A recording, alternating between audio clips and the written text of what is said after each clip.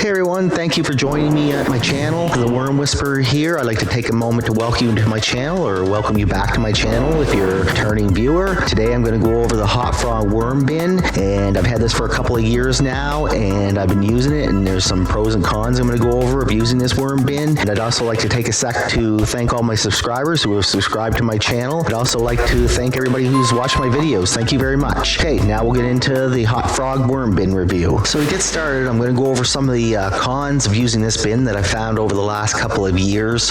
Using this bin, there's been a few things that I haven't liked as much, so I'm going to go over those. There's not too many. This is a really good bin overall. I really like using it. It's worked really well for me, so I'm going to go over those first, and then we'll get to the pros after that. So one of the biggest issues I've had using this bin over the years is I've found that a lot of the worm castings tend to drop down in the bottom bin here. This is the leachate bin. I find a lot of the worm castings tend to drop down in here and get stuck, and the worms also drop down in here and tend to get stuck in here. I'm not sure what to do about this. I put paper in the bottom of the bin to try to keep the worm castings from falling down in this bin, and nothing seems to work. So that has been an issue over the last couple of years using this bin. Another issue I've had with this worm bin over the last couple of years is that I find that as the worm castings get processed by the worms, the cardboard, the paper, the food that you're adding in here, I find that as they go down, creates a lip between the bottom bin and the top bin up above it. I find that the bin, as the worm castings get processed, the bin tends to drop down and makes it very, very difficult for the worms to get up to the next bin. The more that they get processed, the more that they drop down, making it more difficult for them to get up. As you can see, there's like a little lip here where the upper bin sits on, and as you can see, there's quite a difference there in the amount of space between that lip and the top of the worm castings. Another con I find with this bottom bin is that a lot of times where I've got a 4-tiered worm bin, I find that a lot of times the juices from the vegetables and the food that I'm feeding it runs down to this bottom bin, and it creates worm castings that are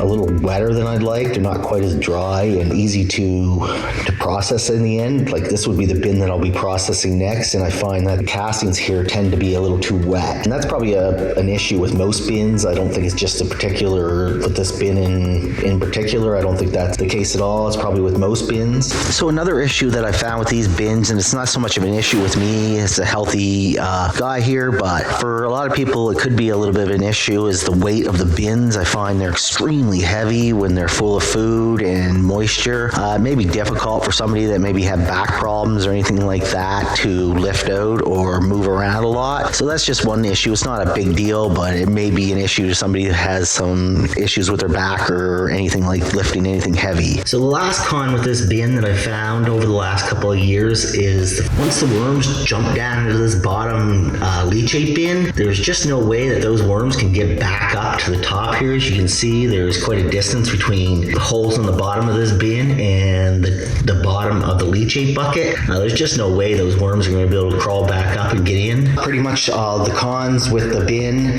This Hot Frog Worm Bin is a pretty good bin overall. I'm going to get into some of the pros next. But that wraps up some of the issues I've had with this bin that could probably be improved.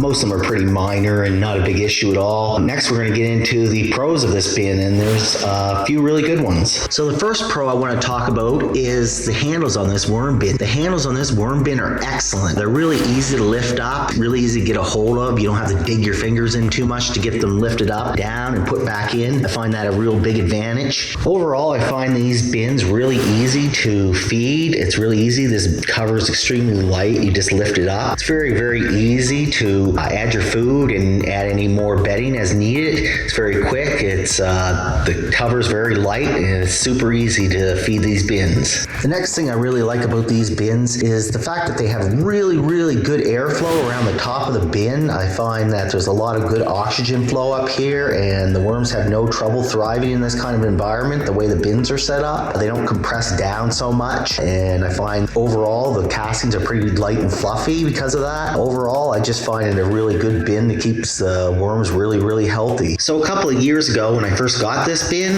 I was quite concerned about how sturdy it was going to be and if it would be able to hold up 4 of these bins. I wasn't sure right when I got it. I put the legs on. I was like, how well is this going to hold? But I'm happy to say that this bin is extremely solid. It holds 4 bins really, really easily, and it can probably hold 6 if it wanted to. I haven't even seen the legs nice. In the last couple of years, they've never moved, they've never buckled, extremely solid. So one of the favorite things about this bin is the way the holes stick down into the bottom castings. They're not just flat, they kind of have little things that stick out on them, and it makes it easier for the worms to migrate up into those holes. I find that they can get up there a lot easier than they could if it was just flat on the top of the bin. So I'm glad it has those holes to make it easier. So that'll wrap up our review of our Hot Frog worm bin today. I hope you liked it. I hope you got a little bit of information out of it. If you're looking for one of these bins, I'm not sure where you get them anymore. I haven't seen them online in a while, so hopefully there's somewhere out there you can get one of these bins. It's a really good bin overall. I hope you liked the tutorial. Thank you for coming to my video today, and have a great day. Thanks. Bye.